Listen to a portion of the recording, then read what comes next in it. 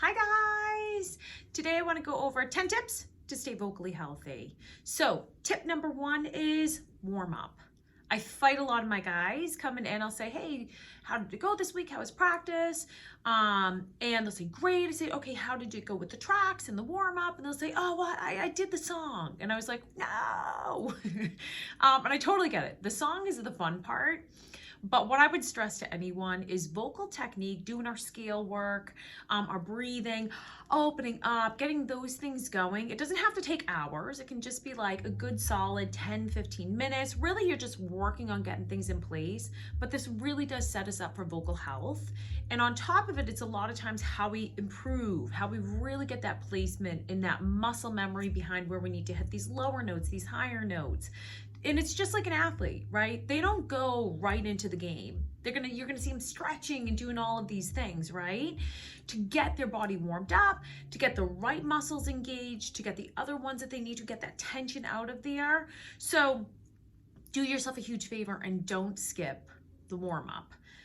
It can be simple stuff. It doesn't have to be super complex, but do yourself a favor and at least try this for like a couple of weeks. That's what I always tell guys. Just get yourself disciplined, try it. Because typically people will be like, oh my gosh, I do see a difference. I see a difference in my range and all this stuff there.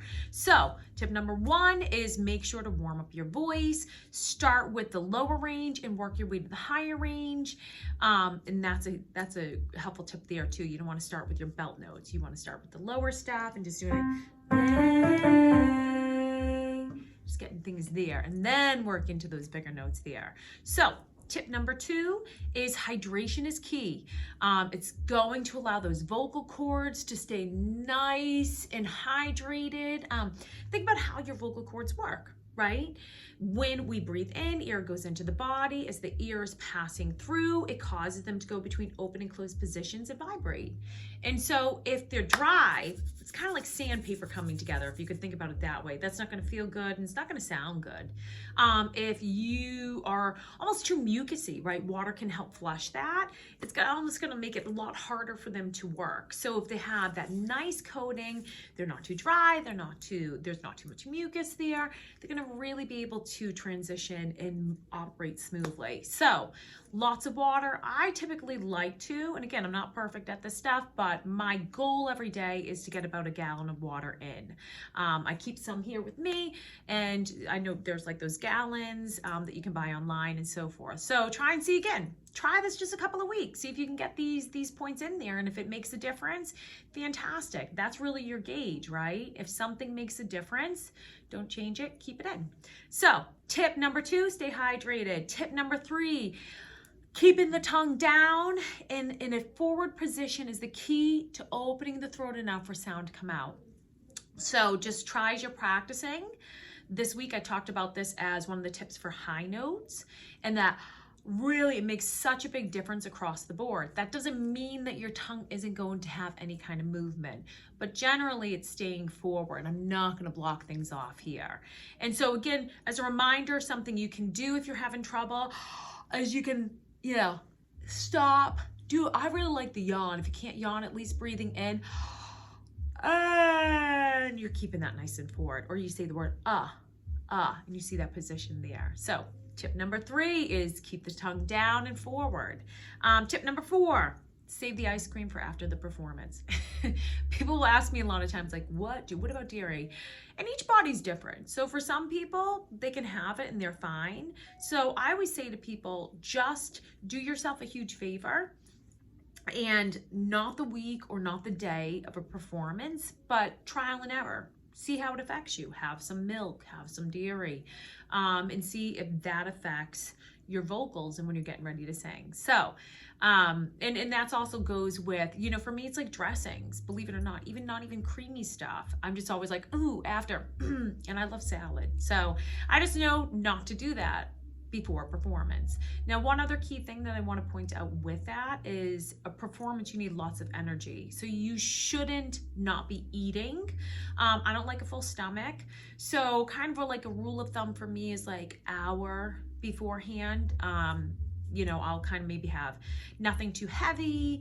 I like apples or almonds or any kind of, you know, maybe some vegetables or something like that. That tends to be a good snack with some good health benefits to it and good energy there. So tip number 4, save the ice cream for after.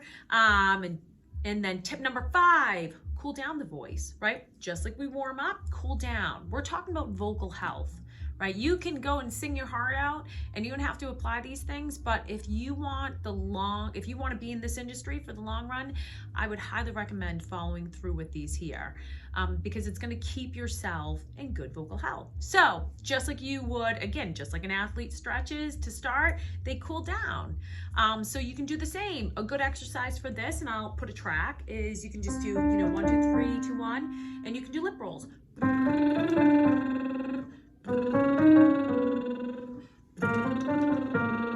And just work down. I would do more on the lower end and maybe some light head voice stuff. But with a cool down, you're not really working any of the belts, which again, belts is like our, those are our bigger notes there. So cooling down, I'll attach a track here so that you can have that handy for you. And you're just doing some nice light lip rolls. So tip number 5, cool down. We're moving on down.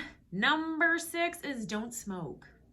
Smoking is bad for your health in general, but it dries things out here. So, you know, there are cases where people aren't affected, but I would not risk that. It has been known to lower people's voices and do all kinds of nasty stuff. So yeah, don't be smoking. Tip number 6, to be sure to use diaphragmatic breathing, guys. This is so important. I really, really, really stress this. And what is that, right? So when you are breathing from in your stomach here, essentially your diaphragm is here. And so you're going to use that along with your stomach muscles to help push out the sound. So that's an exercise you can do. You put one hand on your chest, one in your stomach, and you breathe in, nose or mouth, and you slowly, I always like to let that air out through my mouth.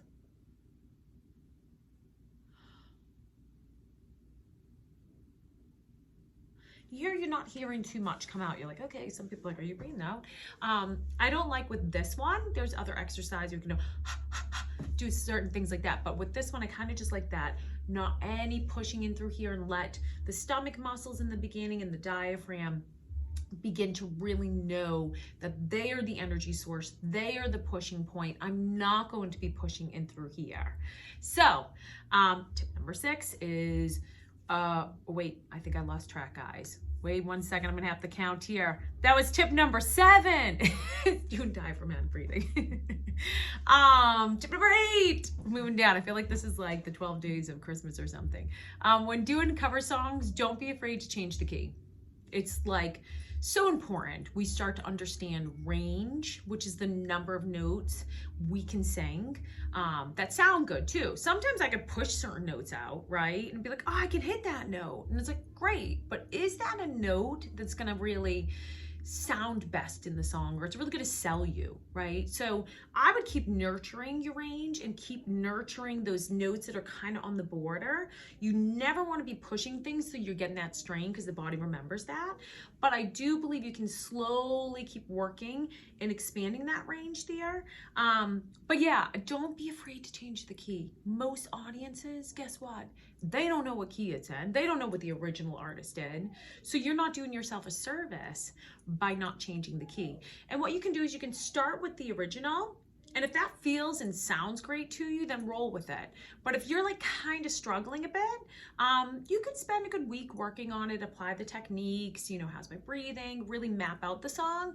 But if you're still kind of at a point, I would say, why not try with taking a half step down? Why not try maybe taking a half step up? Whatever it may be, you start to play with that there. And that is going to really, I continually tell my guys, like, don't showcase what you're working on, showcase what you have when it comes to a performance. In practice, definitely, you know, you can play with different things there, but when it comes to showtime, a lot of them are seeing you for the first time, and the first and last time, right? So you want to make that great impression. And the way, the keys that you sing in, make a big difference, because those selling notes in the pockets of your voice. So please do not be afraid to change the key. And that's tip number 8.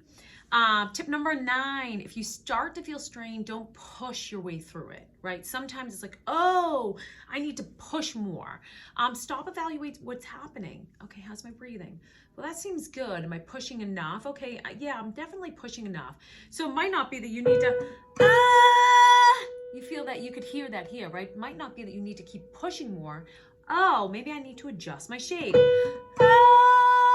Oh, that does it there. So that is tip number 9, is do not, if you feel the strain, don't push your way through it. Stop, evaluate what is happening, check your breathing, your mouth shape, your tongue, etc.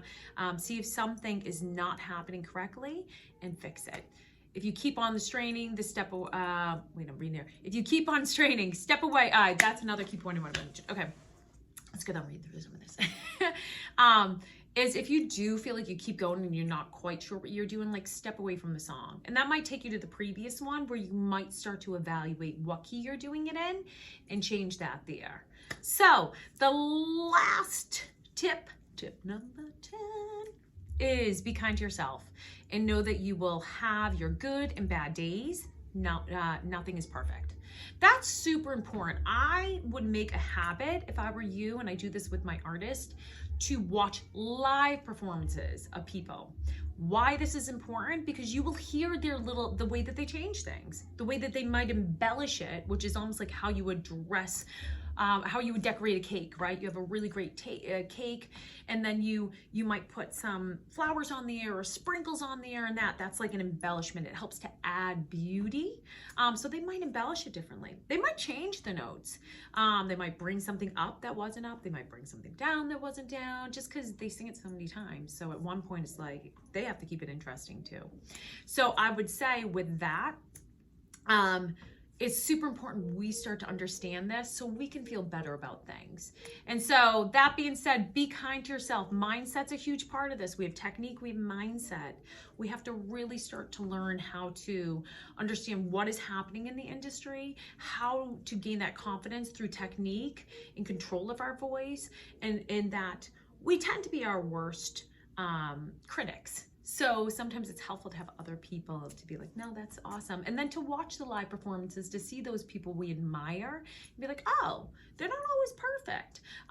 Because when it comes to recording, you record your vocals, you can do that like so many times. And a producer comes in and it's like a picture. They add like a filter on it. Sometimes they add really bad filters and really intense filters, right? And sometimes the intense filters are cool and we want that kind of effect. And other times, you know, if they're not really a great producer, it's like, that's really bad. Like the way that they kind of manipulated the voice.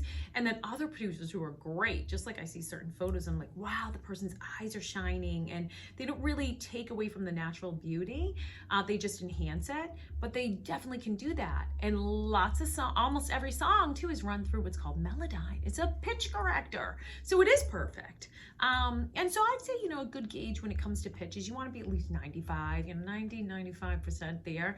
I'm a stickler for pitch, but I know that sometimes when you get emotionally invested in something, you know, it can kind of take it to a place. But if it is all over, it continues to be all over the place, that's not going to help you either in selling that song. So I hope these helped you out.